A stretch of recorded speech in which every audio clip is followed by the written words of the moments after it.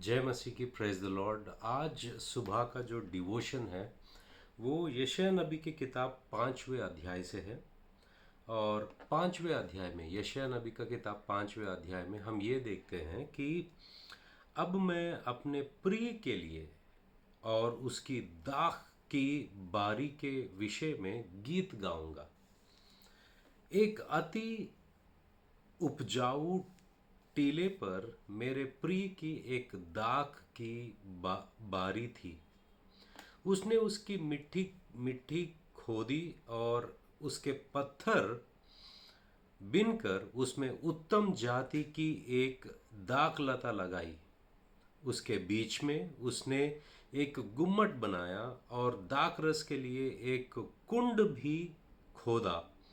तब उसने दाख की आशा की, परंतु उसमें निकम्मी दाखें ही लगी। अब हे यरूशलेम के निवासियों और हे यहूदा के मनुष्यों, मेरे और मेरी दाख की बारी के बीच न्याय करो। मेरी दाख की बारी के लिए और क्या करना रह गया जो मैंने उसके लिए न किया हो? फिर क्या कारण है कि जब मैंने दाख की आशा की तब उसमें निकम्मी दाखें लगी? यहाँ पर परमेश्वर अपना दिल का जो दर्द को बयान करते हैं कि इस्राएल के लिए और परमेश्वर के लोगों के लिए अभी क्या करना बाकी रह गया कि उनके अंदर फल नहीं दिखाई दे रहा है। उनके ज़िंदगियाँ ऐसे क्यों हैं?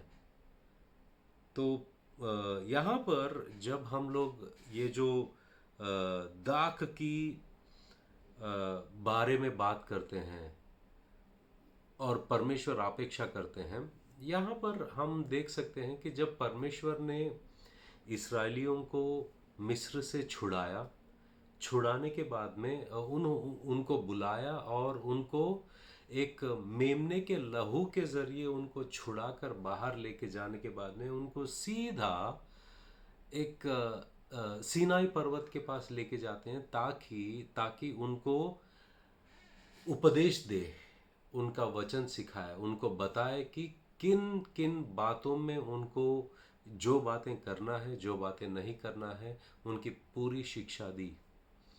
और देने के बाद में परमेश्वर ने उम्मीद किया कि ये लोग मेरी कदर करेंगे और मेरी आभारी रहेंगे और अपनी ज़िंदगी को बदलेंगे और मेरे बताए हुए वचनों पर चलेंगे। और परमेश्वर ने सब कुछ किया। सब कुछ करने के बाद में यहाँ पर पूछते हैं कि अब क्या करना बाकी रह गया इनके लिए? मैं सब कुछ किया, मगर जब मैं फल चाहता हूँ तो फल देने के लिए क्या मुसीबत है, क्या प्रॉब्लम है इनमें, और मैं क्या करूँ? जैसे कि हम देखते हैं कि यहाँ पर चौथा वचन में, मेरी दाख की बारी के लिए और क्या करना रह गया जो मैंने उसके लिए ना किया हो? फिर क्या कारण है कि जब मैंने दाख की आशा की तब उसमें निकम्मी दाखें लगी? तो आगे 5, 6, 7 वचन में परमेश्वर का क्रोध उस पर आता है और वो फेंस को, मतलब जो बचाव के लिए रखा गया है, उसको निकाल दिए ताकि उसको कुचला जाए, उसको धूप बारिश ना हो और उसको सब सुखा दे। परमेश्वर, इन सारे वचनों में हम ये देखते हैं कि परमेश्वर ने हमारे ज़िंदगी के लिए, हमारे लिए इतना कुछ किया है। जैसे कि परमेश्वर ने अपने एकलौते पुत्र को भेजा है इस दुनिया में और उन्होंने अपने लिए अपनी जान दी है, सलीब पर लहू बहाया है और तीसरे दिन जिंदा उठने के बाद में उसने कहा कि जो कोई मुझ पर विश्वास करे नाश नहीं होगा मगर अनंत काल का जीवन पाएगा। और सब कुछ परमेश्वर ने कर दिया है। हमारा जो अब का कर्तव्य है आज्ञाकारी बनना, परमेश्वर के आज्ञाकारी बनना, परमेश्वर के प्रति आभारी होना और आज्ञाकारी होना और हमारे ज़िंदगी में फल लाना, उद्धार के फल लाना, ये हमारी दिलचस्पी होनी चाहिए और परमेश्वर के पास आना चाहिए, क्योंकि परमेश्वर ने ऐसा कोई भी बात छोड़ा नहीं, ऐसा कोई भी बात शेष में रखा नहीं। सब कुछ परमेश्वर ने हमारे उद्धार के लिए सब कुछ किया और उन्होंने हमें पवित्र आत्मा दिया। अब बारी हमारी है कि हम खुद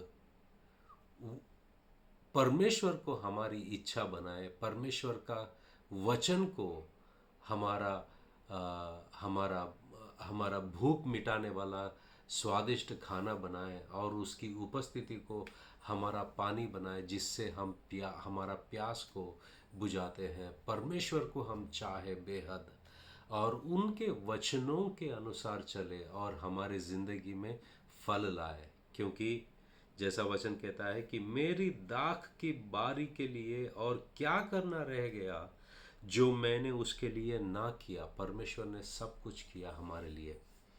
तो उम्मीद करता हूँ और प्रोत्साहित करूँगा कि ऐसा करो, हर दिन परमेश्वर के लिए फलदायक बनो, फल लेके आओ परमेश्वर के राज्य के लिए। प्रार्थना करते हैं। पिता परमेश्वर, हम हमारी पूरी ज़िंदगी में भी हम कुछ भी करें, परमेश्वर आपने जो हमारे लिए किया है उसका कर्जा कभी नहीं चुका सकते। तूने अनंत काल का प्यार हमें दिया है, दिखाया है और दिखा रहा है।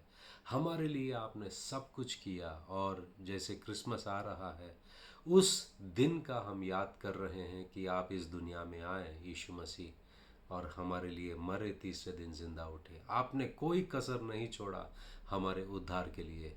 तो बारी अब हमारी है। आपने आपका पवित्र आत्मा को हमें दिया है ताकि हम तेरे वचनों में चल सके और उसके लिए सामर्थी बन सके। धन्यवाद करते हैं। यीशु मसीह के नाम से हम प्रार्थना करते हैं। आमीन आमीन। God bless you.